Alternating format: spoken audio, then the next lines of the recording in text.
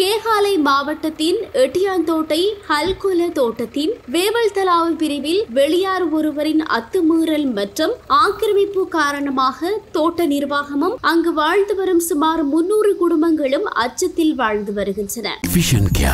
நம்பகமான பார்வை. இப்ப யாரும் வர்ற வரைக்கும் காத்திருக்க தேவையில்லை. ஏப்ரல் மாதம் 8ஆம் திகதி மேற்படி தோட்ட உதவி முகாமையாளர் மற்றும் தோட்ட பணியாளர்கள் இருவர் இனந்தெரியாத நபர்களினால் கடத்தி செல்லப்பட்டு தாக்கப்பட்டுள்ளனர். குறித்த தோட்டத்தின் ஒரு பகுதியில் தன்னை சித்த மருத்துவராக அடையாளப்படுத்தி வரும் வெதமஹத்தியா என்று அழைக்கப்படும் நபரின் ஆட்களே தோட்ட உதவி முகாமையாளரை தாக்கியுள்ளனர் என்பது தெரியவர இது குறித்து எட்டியாந்தோட்டை போலீசில் முறைப்பாடு செய்யப்பட்டது. தோட்ட தொழிலாளர்களும் ஆர்ப்பாட்டத்தில் ஈடுபட்டனர். அதனையடுத்து குறித்த நபரும் ஏனைய மூவரும் கைது செய்யப்பட்டுள்ளனர். எனினும் தாம் இத்தோட்டத்தில் வாழ்வது கேள்விக்குறியாக உள்ளதாக தொழிலாளர்கள் கூறுகின்றனர். இது குறித்து தோட்ட முகாமையாளர் மனோஜ் விஜயவர்தன கருத்து தெரிவிக்கையில்,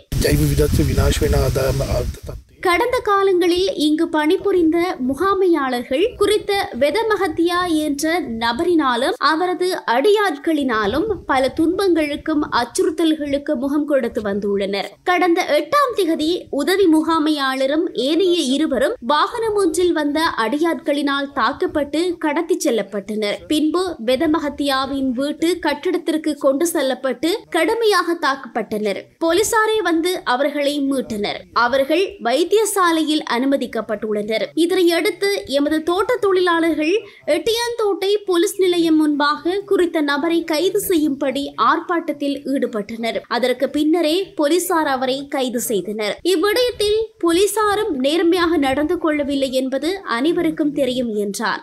இது குறித்து கருத்து வெளியிட்ட தொழிலாளர்கள், ஒரு அவசரத்துக்கு வபா கிடைக்கிற ஒரு அம்மாவா அந்த ரோட்ல கொண்டு போகல எங்களுக்கு. ஏன்னா வாகனத்தை போடுங்க எடுனா எங்ககிட்ட சண்டைக்கு வருவோம். போற வாகன பொடியன்களையோ இல்ல யாரையோ அடிக்க வந்துருவாங்க. அந்த பயத்துல நாங்க எந்த நாளும் அப்படி உயிர் பயந்துக்கு வாழ இல்லாம ஒரு அவசரத்துக்கு ஒரு மரணம் ஒரு குழந்தை ஒரு காயம் பட்டிருந்தா கூட அவங்களை ஆஸ்பத்திரி கொண்டுட்டு போகல. ஏன்னா எங்க பக்கத்துல இல்ல, நாங்க 6 கிலோமீட்டர் போகணும் கடந்து. அப்ப அதுக்கெல்லாம் எங்களுக்கு எந்த விதமான உத்தரவாதமும் இல்ல. இன்னைக்கு ஒரு கொலை முயற்சியை கொண்டுகிட்டு வந்தவங்க நாளைக்கு எங்களை மாதிரி சாதாரண மனுஷனுக்கு பாதுகாப்பு இருக்கு என்ன இடம் இருக்குன்னு எங்களுக்கு தெரியும். எட்டியாந்தோட்ட போலீஸ்ல நாங்களும் எத்தனையோ தடவை இது சம்பந்தமான அவங்க முறைப்பாடு கொடுத்தா உடனே வந்துருவாங்க. இங்க அவர் என்ன சொன்னார், ஒரு போன் கால் பண்ணா போதும் உடனே எட்டியாந்தோட்ட போலீஸ் இங்க நிக்கும், ஜீப்பு வரும், வண்டி எல்லாம் வரையாலும் ரோட்டு அப்ப பிரச்சனை வராது. நாங்க ஏதாவது எங்களுக்கு ஒரு பிரச்சனைன்னு போய் சொன்னா தான் அவங்களுக்கு ரோட்டு வரையலாது, வண்டி பிரச்சனை, அங்க பாதுகாப்புக்கு போகணும் இங்க போகணும், இதே தான் சாக்கு அவங்களுக்கு. இந்த நாட்டுல வந்த பிரஜைகள் தானே நாங்களும் மனுஷ தானே. இவர் நமக்கு ரோட்ல போகல, இது ஓன் அடிச்சாலும் வந்து ரோட்ல வந்து ஏசுவாரு. மெத்தனை ஓன் காண்டபே மெத்தன் டென் டேபா அப்படி இப்படின்னு ஏசுவாரு. கேமரா வச்சிருக்காரு. கேமரா ஒரு பனியை வங்கல வரக்குள்ளே மேலே அது வந்து ரெக்கார்ட் ஆகும். அவ வந்து பனியக்குள்ள நம்ம வரைக்குள்ளேயோ மேலே வந்து நிப்பாட்டுவார். என்னத்துக்கு நீங்கள் இன்னைக்கு வந்து இதாக்குறீங்க, என்னது நிப்பாட்டுறீங்க, இன்னைக்கு எங்களுக்கு வந்து என்னத்துக்கு ரூல்ஸ் பேச வராரு.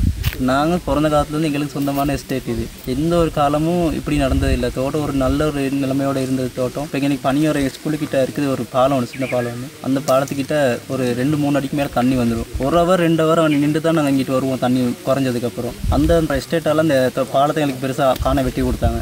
வெட்டினதுக்கு அப்புறம் இவர் வந்து அதை மூடுறதுக்கு காரணம் என்னன்னு யாருக்கும் தெரியாது, எங்களுக்கும் தெரியாது. ஏன் இவர் வந்து நம்ம எஸ்டேட்டுகளுக்கு வந்து என்னத்துக்கு இவர் இந்த மாதிரி ரூல்ஸ் செய்கிறாரு. இந்த ஊரில் வந்து துரமார் வந்து இந்த மலைகளை வந்து பில்லு வெட்டுறாரு, பில்லு வெட்ட வேணாங்கிறாரு, காணுங்களை துப்புராக்க வேணாங்கிறாரு. ஏன்னு கேட்டால் பூச்சி செத்து போகுதுங்கிறாரு. எந்த பூச்சி என்னதுனால சாவுதுன்னு எங்களுக்கே தெரிய மாட்டேங்குது. எங்கள் பக்கம் யாரும் பேசுகிற மாதிரி இல்லை. நியாயத்தோடு போனால் எங்களை ரிமாண்ட் பண்ண பார்க்குறாங்க. இச்சம்பவத்தால் அச்சத்தில் உறைந்து போயிருக்கும் இத்தோட்ட தொழிலாளர்களை மீட்டெடுப்பதற்கு போலீசார் மாத்திரமின்றி இம்மக்களை பிரதிநிதித்துவப்படுத்தும் தொழிற்சங்கங்கள், அரசியல் கட்சி தலைமைகளும் நடவடிக்கை எடுக்க வேண்டியவர்களாக உள்ளனர்.